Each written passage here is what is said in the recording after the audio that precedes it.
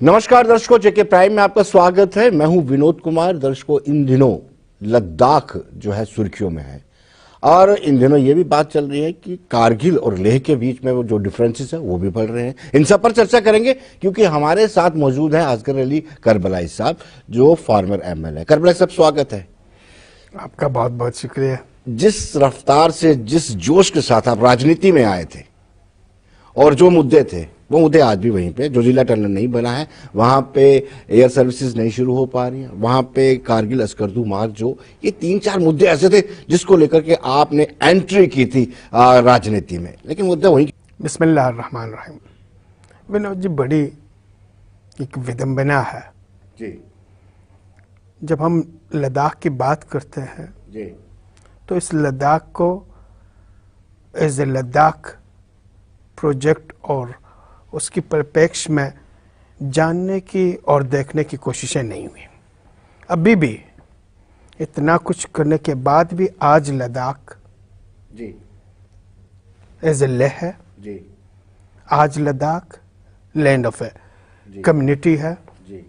कहीं पे भी आपको, चाहे हमारी इलेक्ट्रॉनिक मीडिया हो, प्रिंट मीडिया हो और हमारे एस्टेब्लिशमेंट में, इनसे पूछें लद्दाख की पिक्चर क्या है, तस्वीर क्या है, ज्योग्राफी क्या है, टोपोग्राफी क्या है, वो नहीं जानते हैं। आज लद्दाख के अगर आप देखेंगे 75% आपके पूरे स्टेट का एरिया कवर करता है Ladakh. More than 75,000 square kilometre area है। 3.5 लाख से ज़्यादा पॉपुलेशन है इस लद्दाख की। मेजॉरिटी मुस्लिम्स के इस लद्दाख के। 2 डिस्ट्रिक्ट इस लद्दाख के हैं। जहाँ पे करगिल में मुस्लिम मेजॉरिटी है, आपको लेह में बुद्धिस्ट मेजॉरिटी है। ये कुछ फैक्ट्स हैं जिनको हमें मान के चलना है। Tills right from 47 till 79 Leh Ladakh, पूरे लद्दाख का हेडक्वार्टर रहा है डिस्ट्रिक्ट का। 79 में नई डिस्ट्रिक्ट बनी, करगिल डिस्ट्रिक्ट क्रिएट हुआ। ये 2 डिस्ट्रिक्टों में विभाजन हुआ, एक करगिल डिस्ट्रिक्ट, एक लेह डिस्ट्रिक्ट। 47 से 79 तक सारे डिस्ट्रिक्ट एडमिनिस्ट्रेशन के हेडक्वार्टर लेह में रही। सेंट्रल गवर्नमेंट, स्टेट गवर्नमेंट की सारी फोकस लेह में ही रहा। आर्मी एस्टेब्लिशमेंट वहीं पे रही, आपके सेंट्रल एजेंसीज एस्टेब्लिशमेंट्स वहाँ पे रहे, सेंट्रल यूनियन गवर्नमेंट के ऑफिसेस लेह में ही रहा। Kargil as a tehsil, as a subdivision treat किया गया। लेकिन करबलाई साहब, मेरा भी यही सवाल था कि आप भी उन डिमांड्स को लेकर के जीते थे और आपके आने के बाद ऐसा लग रहा था कि जो कारगिल के साथ इंजस्टिस हो रहा है वो अब नहीं होगा, लेकिन ऐसा कुछ हो नहीं पाया। ऐसा मिरेकल जो लोगों में था वो हो नहीं पाया। विनोद जी, आप जानते हैं इस पिछले जो 4 साल हमारी असेंबली की रही जी, और जिस तरीके से हमें मौका मिला और पहली बार हमारे एस्टेब्लिशमेंट ने देखा करगिल आवाज रखती है, करगिल की आवाज है, करगिल बोलता है, करगिल की ग्रीवेंसेस है, करगिल के इश्यूज है और इन्हें एड्रेस करने की जरूरत है। पहली बार आपके असेंबली में जोजिला टनल के इशू उठा, पहली बार आपके असेंबली में इक्वल डिस्ट्रीब्यूशन ऑफ फंड के इशू उठा, पहली बार आपके असेंबली में आपको एयर कनेक्टिविटी की इशू उठा, पहली बार आपके असेंबली में करगिल स्कर्दो रोड की इशू उठा। लेकिन अनफॉर्चुनेट जो चीज क्या हुआ, जो हमारी गवर्नमेंट की सिंसियरिटी होनी चाहिए थी, एस्टेब्लिशमेंट्स का जो डायरेक्शन फोकस्ड होना चाहिए था, वो नहीं हो पाया। 47 से अभी तक एयर स्ट्रिप है, आपका एयर कनेक्टिविटी नहीं है। 90s में आपके टर्मिनल भी बन गए, आपका रनवे भी बना, अभी भी एयर कनेक्टिविटी नहीं है। से 7,000 से ज्यादा फैमिली डिवाइडेड है। वही मैं आपसे जानना चाहता हूं करबलाई साहब, आप जिस जमात से ताल्लुक रखते हैं, सियासी जमात से, ज्यादातर हुकूमत केंद्र में उन्हीं की रही है, क्यों नहीं आपको लगता है कि कांग्रेस भी और बीजेपी दोनों इसके लिए रिस्पॉन्सिबल हैं, जो इग्नोर किया जा रहा है, जो आपको आपके साथ सौतेला व्यवहार किया जा रहा है? यकीनन है, इसमें कोई शक नहीं है। आपका यूपीए फर्स्ट आया, यूपीए सेकंड हुआ। यूपीए फर्स्ट में आपके जेड मोड का टनल स्टार्ट हुआ 2012 में, अभी भी इनकम्प्लीट है। यूपीए सेकंड में आपके 3 बार टेंडरिंग हुई जोजिला के, फाइनल कहीं पे नहीं पहुंचा। यूपीए फर्स्ट में ही आपके रनवे बना, टर्मिनल बना, लेकिन 6,000 फीट की, 9,000 फीट की बजाय 6,000। आपने एक बार अर्चना ले आया, इसके बाद दूसरा एयरक्राफ्ट ले आया, फंक्शनल नहीं हो पाया। ये गोलमेज कॉन्फ्रेंस से ही, राउंड टेबल कॉन्फ्रेंस से ही मैं इस इशू को उठा रहा हूं, करगिल स्कर्दो रोड को। यूपीए फर्स्ट में भी नहीं हुआ, सेकंड में भी नहीं हुआ, अभी एनडीए है। एनडीए ने तो उससे भी हद कर दी, क्योंकि इन्होंने बहुत ज्यादा, मोदी साहब खुद करगिल में आए, बहुत बड़ी रैली की, और वहां पे रैली में इन्होंने अनाउंसमेंट कर दिया है कि करगिल इग्नोर रहा है, नजरअंदाज रहा है, पिछड़ा रहा है, अब हम इसे कच्छ बना लेंगे। लेकिन 4 साल के बाद आप देखते हैं ना एयर कनेक्टिविटी है, ना रोड कनेक्टिविटी है, ना आपका डेवलपमेंटल एक्टिविटीज है, इवन आपकी टेलीकम्युनिकेशंस भी टोटली फेल है। करबलाई साहब, क्या हाल क्या है? हाल दो अलग अलग दिशा में जाते हैं।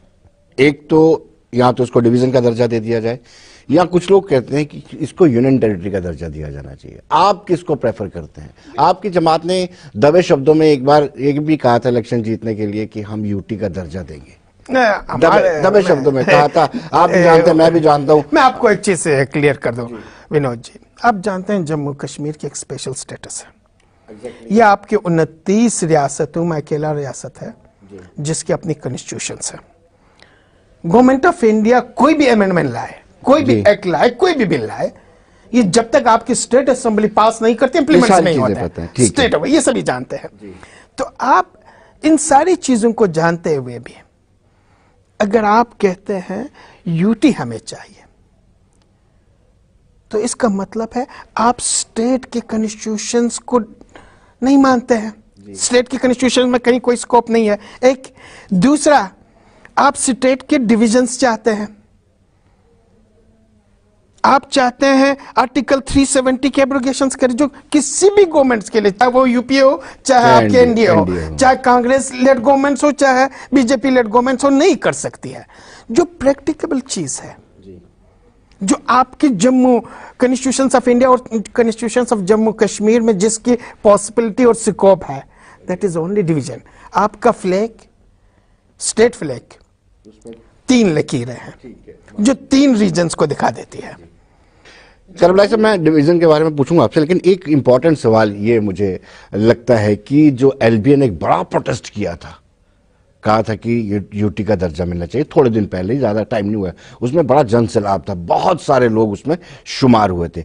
क्या वो अपने कॉन्स्टिट्यूशन के अगेंस्ट थे? वो आपने कहा कि ये कॉन्स्टिट्यूशन में पॉसिबल ही नहीं है।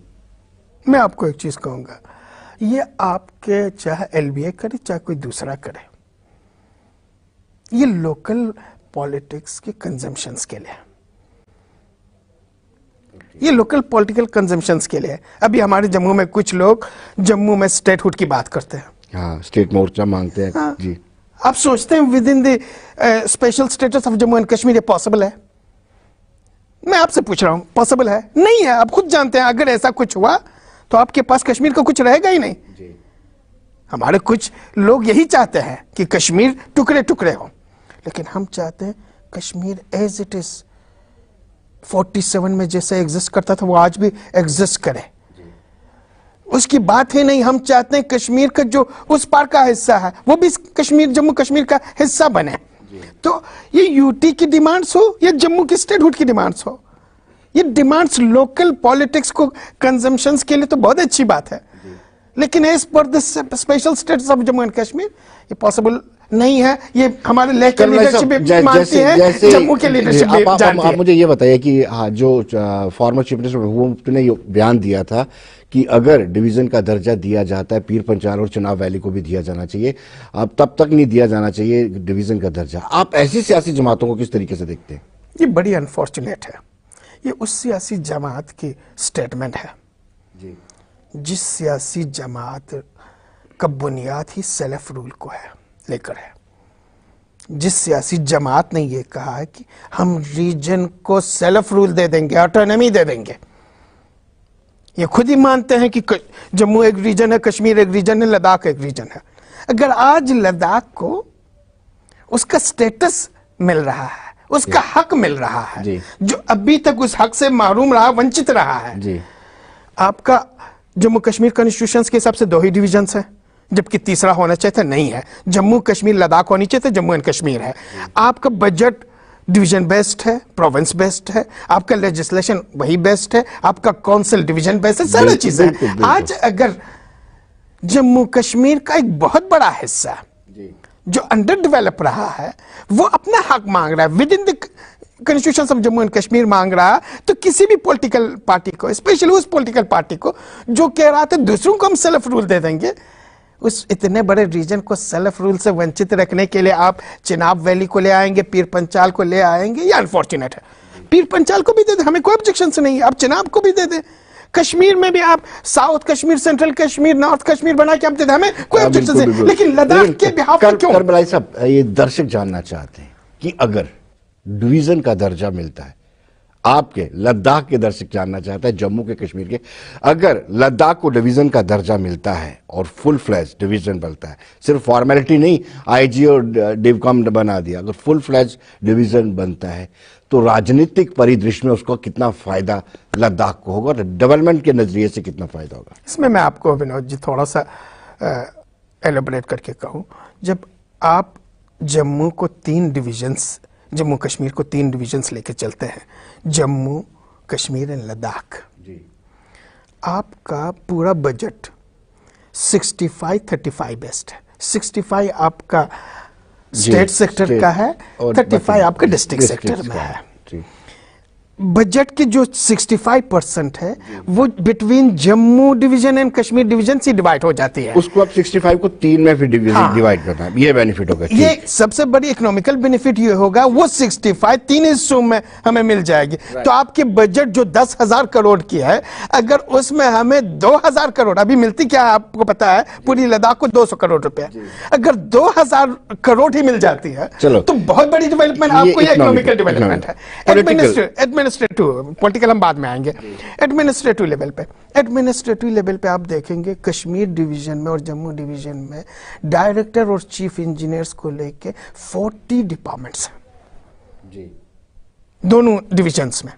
अगर ये 40 डिपार्टमेंट्स 75,000 स्क्वायर किलोमीटर के एरिया पे with full fledge power establishment हो जाए तो लद्दाख की कायाकल्प हो जाएगी विद इन नो टाइम, क्योंकि 40 डायरेक्टर और चीफ इंजीनियर्स वहां पे आके और उनके सबऑर्डिनेट सब ऑफिस वहां पे एस्टेब्लिश होकर काम करने लगेंगे। ये हो गया आपका एस्टेब्लिशमेंट। फिर इसके बाद रोजगार के इतने साधन निकलेंगे, आपके जितने भी डिविजनल प्रमोशंस है वो सारे वहां के लोगों को मिलेगा। फिर इसके बाद रिक्रूटमेंट होगा, जो आपके अनएम्प्लॉयड जवान है उनको भी मौका मिलेगा। अब आते हैं हम पॉलिटिकल एस्पेक्ट पे।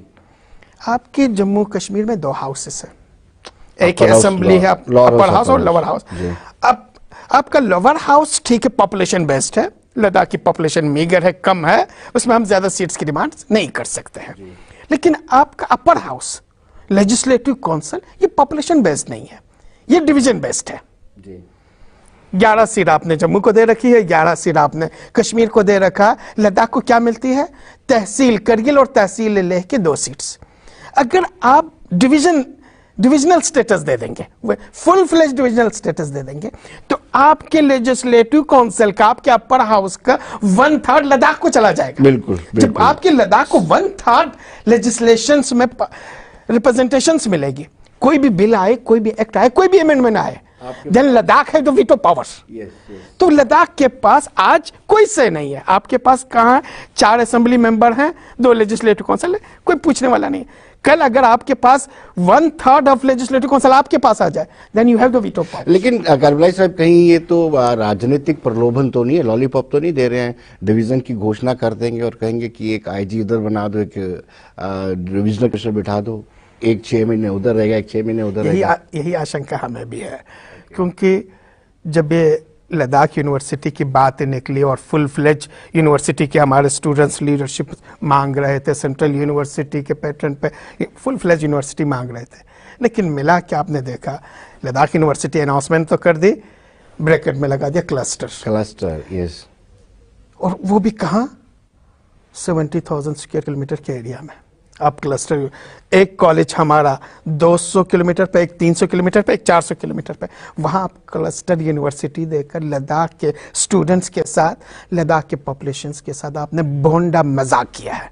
और इसकी शिकायत हमने गवर्नर साहब को भी की, इसकी शिकायत हमने चीफ सेक्रेटरी साहब को भी की, और इन्होंने इन प्रिंसिपल एग्री किया कि सेंट्रल यूनिवर्सिटी होनी चाहिए थी, इसकी जगह पे क्लस्टर यूनिवर्सिटी लद्दाख के स्टूडेंट्स के लोगों के एस्पायरेशन फुलफिल करेंगे। अब मैं कंक्लूड करूंगा प्लीज। अब हम आते हैं डिविजनल स्टेटस पे। हमें यही आशंका है कहीं डिविजनल स्टेटस के नाम पे 3 फरवरी को ऑनरेबल प्राइम मिनिस्टर साहब आके फिर लॉलीपॉप देकर एक डिविजनल ऑफिस और एक आईजी ऑफिस खोल के 2-3 डायरेक्टर ऑफिस खोल के फिर लद्दाखियों के साथ एक बोंडा मजाक करेंगे, यही आशंका हमें है। इसीलिए हमने ऑनरेबल प्राइम मिनिस्टर को भी लिखा है, गवर्नर साहब को भी, चीफ सेक्रेटरी साहब को भी, और हम अपना वाइस। बदकिस्मती यह है कि लद्दाख का हाल भी जम्मू बनाम कश्मीर की तरह है। अगर सेंट्रल यूनिवर्सिटी आपको दे भी दी जाए ना, तो लेह के लोग कहेंगे कि इधर स्टैब्लिश होनी चाहिए, कारगिल के लोग कहेंगे कि इधर स्टैब्लिश होनी चाहिए।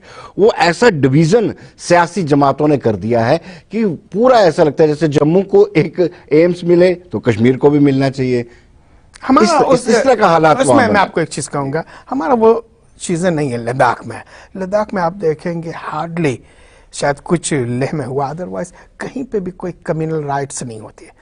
हमारी हिस्ट्री आप अगर देखेंगे, ये कोहेसिव हिस्ट्री है जिसमें cultural binding, religious binding, ethos इतनी बेहतरीन है कि इतना कुछ होने के बाद भी कहीं पे भी किसी भी जगह मुस्लिम बुद्धिस्ट के दरमियान डिफरेंसेस और क्लैशेस आपको नजर नहीं आएंगे। रहा ये चाहे वो अब क्लस्टर यूनिवर्सिटी के एडमिनिस्ट्रेटिव ऑफिस की बात है या डिविजनल का, ये हमने प्री 47 उस वक्त भी हमारा वहां पे रिजॉल्व था, आज भी रिजॉल्व है। आज भी हमारे लेह और करगिल वाले मानते हैं ठीक है, और ये प्रैक्टिकेबल भी है और लॉजिक भी है इसमें। आप डिवीजन दे देंगे 6 महीना, चूंकि करगिल आपके स्टेट हेडक्वार्टर से नजदीक रहता है, 6 महीना करगिल में दे दें, 6 महीना आप जम्मू में दे दें। या आपके सेक्रेटरीट पिछले 70 साल से तो चल रहा है जम्मू और कश्मीर के, और क्वार्टरली बहुत खूबसूरत तरीके से चलेगा। और हमारे लेह और करगिल के बीच में कोई डिफरेंस नहीं है, दोनों मानते हैं 6 महीना विंटर का कनेक्टिविटी लेह में बेटर है, आप लेह में रखें। समर में कनेक्टिविटी करगिल में बेटर है, आप करगिल में 6 महीना रखें। यही चीज हमने यूनिवर्सिटी के बारे में ऑनरेबल गवर्नर साहब और इनको चीफ सेक्रेटरी को भी कहा कि आप क्या कंसेंसस बन पाएगा करबलाई साहब? मुझे तो नहीं लगता जो हालात 101% कंसेंसस है विनोद साहब, 101% हमारी कंसेंसस है, और सभी ने एग्री किया है, all political parties, all religious party, सबों ने एग्री किया है कि ये 6-6 महीना और विंटर लेह में आपका समर करगिल में हो, हमें कोई आपत्ति नहीं है, किसी को कोई ऑब्जेक्शन नहीं है। और होल हार्टेडली लद्दाख के लोग, आपने एक सेकुलर रिक्वेस्ट भी किया और उन्होंने ओपन सरमन में भी कहा कि ये हमारे रिलीजन एथॉस नहीं है कि हम किसी के सोशल बाइकाट्स करें। आपके बीच में जो भी थोड़ी डिफरेंसेस हैं, मन मिटाव है, वो बैठ के रिजॉल्व कर दें, और मुझे उम्मीद है कि ये बहुत ही जल्दी बैठ के रिजॉल्व कर देंगे। ये डिफरेंसेस किसी भी कीमत पे नहीं होनी चाहिए, और हम इसको किसी भी कीमत पे टॉलरेट नहीं करेंगे। और मुझे उम्मीद है कि ज़ंस्कार सब डिवीजन में थोड़ा सा बिटवीन मुस्लिम्स एंड बुद्धिस्ट जो एक डिफरेंसेस है, कुछ इश्यूज है, वो रिजॉल्व करेंगे। और जिस तरीके से पहले भी ज़ंस्कार बहुत खूबसूरत कोएग्जिस्टेंस का एक सिंबल रहा है, वो इन फ्यूचर्स में। लेह के लीडर कहते हैं कि हमने मार खाई हुए, जेलों में रहे हुए कारगिल के लोग ऐसे लीडर बन जाते हैं। ये भी बड़ी एक अनफॉर्चुनेट चीज है। मैं मशक्कत नहीं करनी पड़ती है। वो कहते हैं हम जेलों में भी रहे हैं, सब कुछ किया है, उसके बाद सबसे ज्यादा मशक्कत करगिल के लोगों ने झेला है विनोद जी। 48 में इंडियन आर्मी को जोजिला, और वो भी कब, दिसंबर और जनवरी में जब लेके आए, करगिल के लोगों ने झेला है। 65 की जंग में करगिल के लोगों ने झेला है, 71 की जंग में करगिल के लोगों ने झेला है, 99 की जंग जब आपके करगिल और बटालिक सेक्टर में हुआ, सबसे ज्यादा करगिल के लोगों ने झेला है। लेकिन मिला क्या? हमारे लेह वालों को बहुत अपीजमेंट हुई, बहुत कुछ मिला। हमें मिला क्या? आप हमें बताइए ना, मिला क्या हमें? जब आप अपीजमेंट की बात करते हैं, हुकूमत आपकी थी। मैंने दोनों गवर्नमेंट्स को कहा, मैंने एक गवर्नमेंट्स की बात ही नहीं की, मैंने एक पार्टी की बात ही नहीं की। मैंने कहा आप एज ए लद्दाख को एक ही आईनक से देखते थे, एक ही चश्मे से देखते थे। लद्दाख आपको नजर आता था, अनफॉर्चुनेटली अब ये कहना पड़ता है कि आप लैंड ऑफ लामास डिक्लेयर करके आगे निकल चुके थे, लद्दाख लैंड ऑफ लामास, जबकि था ऐसा नहीं है, पहले भी नहीं था, आज भी नहीं है। तो ज्यादती हमारे साथ हुआ, करगिल के लोगों के साथ हुआ। सबसे ज्यादा सफर हम हुए, लद्दाख स्काउट दे दी लद्दाख के नाम पे। 2000 तक 1% भी मुस्लिम पॉपुलेशन नहीं थे, जबकि 50-50 पॉपुलेशन है। एयरपोर्ट लेह में है, एयरबेस लेह में है, कोर लेह में है, आपके गवर्नमेंट ऑफ इंडिया के जितने भी सेंट्रल ऑफिसेस हैं वो सारे लेह में है। रिक्रूटमेंट लेह वालों को होती है। इवन आपका भी रिसेंटली अनाउंसमेंट हमारे जोजिला टनल की, प्लीज आप थोड़ा सा मुझे बता रहे, जब आपने इसको छेड़ा है, जोजिला टनल की, जोजिला टनल लेह में अनाउंसमेंट किया गया। फाउंडेशन सुटून हमारे ऑनरेबल प्राइम मिनिस्टर साहब ने लेह में रखी। लेह के एक भी लीडरशिप ने मुबारकबाद नहीं दी। सोचते हैं ये जोजिला टनल करगिल के लोगों के लिए है। तो ये बड़ी अनफॉर्चुनेट चीजें हैं, ये छोटी छोटी चीजें हैं। हमने बहुत सफर किया। अभी आपने थोड़ी देर पहले बोला था कि सब बातों पे 100% कंसेंसस बन जाएगा, लेकिन आपकी बातों से लग रहा है कि बहुत पक्षपात आपके साथ हुआ है, जो जहर अभी भी आपके कारगिल के लोगों के दिल में है। नहीं, हम इन चीजों को पी सकते हैं। मैंने आपको कहा ना, हमने बहुत कुछ सहा है, भुगता है। 99 के वार में मैं खुद रात दिन काम करता था। आप विनोद जी, मैं आपको एक चीज बता दूं, अनफॉर्चुनेटली जब 99 का वार हुआ, इंडियन आर्मी ने हमारे एग्रीकल्चर लैंड पे डेरा जमा दिए, बैंकर्स बनाए। ये मेजर की मैं आपको बात कर रहा हूं, लोअर रैंक की मैं बात नहीं कर रहा हूं। जब हमने कहा हमारे पास छोटे छोटे जमीन है, प्लीज अब बैंकर्स बना लें, मोर्चे सब बना लें, ये जरूरत है, लेकिन हमारी जमीन को खराब मत कर लें। तो सबसे पहला उनका क्वेश्चन था, आर यू मुस्लिम और लद्दाखी? अच्छा। जब मैंने कहा आई एम मुस्लिम इन लद्दाखी, तो कहते हाउ? ये माइंडसेट है, वो सोचता है अगर आप मुस्लिम हैं तो आप लद्दाखी नहीं हैं, अगर आप लद्दाखी हैं देन यू आर नॉट मुस्लिम। ये टोटल इग्नोरेंस है, ये बदकिस्मती है। अभी भी लद्दाख के नाम पे हमारे साथ हो रहा है। अभी आप देखें, हमारा रिसेंटली चीफ सेक्रेटरी साहब गए, कहते हमने लद्दाख के लिए क्या दिया लेह में, कहते जम्मू कश्मीर एंड लेह। अब 26 जनवरी आएगी, लेह के चीफ एग्जीक्यूटिव काउंसिलर ये लेह के लिए है, वो अनाउंसमेंट करेंगे लद्दाख में हमने ये किया, लद्दाख में हमने ये किया, लद्दाख के कल्चरल ट्रिप ने ये किया, लद्दाख के कल्चरल ट्रिप को वो हुआ, गवर्नमेंट ऑफ इंडिया लद्दाख को ये कर रही है। वो सारा कहां कर रहा होता है? लेह में कर रहा होता है। ना हमारी गवर्नमेंट ऑफ इंडिया जानती है लद्दाख है कहां पे, एग्जिस्ट क्या करती है, ज्योग्राफिया क्या है, टोपोग्राफी क्या है, ना हमारी मीडिया जानती है। और आज भी लेकिन कारगिल में करबलाई साहब, आप जैसे कद्दावर नेता हो, वो फिर लगातार बदस्तूर चलता आ रहा है पक्षपात, इसके लिए भी आप रिस्पॉन्सिबल, आपकी आवाम रिस्पॉन्सिबल है। मैं कभी नहीं कहूंगा कि हम रिस्पॉन्सिबल नहीं है, हम रिस्पॉन्सिबल है। जहां तक हमारी लीडरशिप है, जिस तरीके से करगिल के लोगों को ग्रीवेंसेस है, करगिल के लोगों की इश्यूज हैं, करगिल के लोगों के नेशन के तईन, कौम के तईन जो कुर्बानियां हैं, जो सेक्रीफाइस है, जो इन्होंने जाने दे दी। करगिल जंग में हमारे 18 लोग मर गए, कहीं आपने नहीं सुना होगा। इंडियन आर्मी के फौजी मर गए, वो रिकॉग्निशंस हैं, वो रियलाइजेशंस है। हमारे 18 सिविल जवान मर गए, कहीं पे भी आपको रिकॉग्निशंस नहीं, रियलाइजेशंस नहीं है, ऑनेस्ट नहीं है। मैं जानता हूं कि इतना कुछ सेक्रीफाइस करने के बाद उन चीजों को हम सही मानों में गवर्नमेंट ऑफ इंडिया तक, देश तक, लोगों तक नहीं पहुंचा सके। इसीलिए हमारी देश में मेजॉरिटी इग्नोरेंट अबाउट करगिल, नहीं जानते हैं कि करगिल के लोगों ने इस देश को बचाने के लिए, इस देश की सरहद के लिए क्या क्या कुर्बानियां दे दी हैं। करबलाई साहब, एक अच्छी बात यह है कि मुस्लिम बहुल एरिया है, उसके बावजूद भी वहां से कभी इन्फिल्ट्रेशन नहीं हुई। कैसी, क्या वाकई में आप वहां के लोग बड़े नेशनलिस्ट हैं? अब आपको क्या हम सबूत पेश करें, क्या प्रूफ करें नेशनलिस्ट होने का? मैं छोटी सी आपको मिसाल दे दूंगा। मोर देन 200 किलोमीटर हमारा LOC है, और वो भी डायरेक्ट पाकिस्तान के साथ। जी बिल्कुल। टफ टेरेन है, एक सुई आपको नहीं मिलेगी मेड इन पाकिस्तान की। ठीक उसी के अपोजिट में जाके देखें, पूरा मार्केट चाइनीज माल से भरा हुआ है। उसके बावजूद भी हमारी नेशनलिटी पे अभी भी क्वेश्चन मार्क है।